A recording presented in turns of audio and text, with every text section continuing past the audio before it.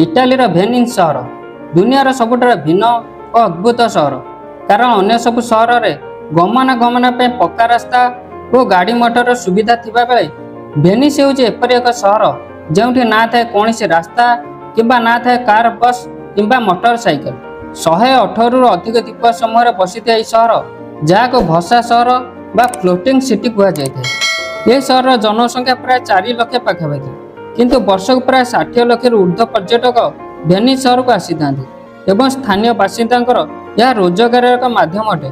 Venice रे जो पारंपरिक नौका व्यवहृत होता है ताकू गंडोला कह जाए। हस्तकलार एक प्रमुख नमूना होची गंडोला। यह इटाली एवं भेनिस समृद्ध हस्तकला और इतिहास को दर्शाई थाए। भेनिस सहर इतिहास बहु प्राचीन एवं इटालीर एक समृद्धशाली इतिहास मुख्य साक्षी होची भेनिस।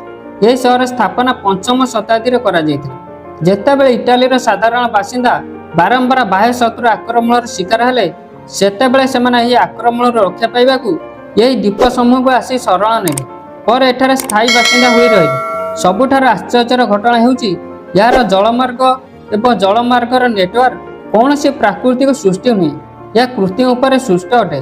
प्राचीन कालर मानव इंजीनियर यह एक प्रमुख उदाहरण अटे। एठारे बहु संख्यक संकीर्ण नाल और पोल सबू कृत्रिम उपाय सृष्ट अटे एवं यार सृष्टिर मुख्य उद्देश्य होची गमनागमनर सुविधा।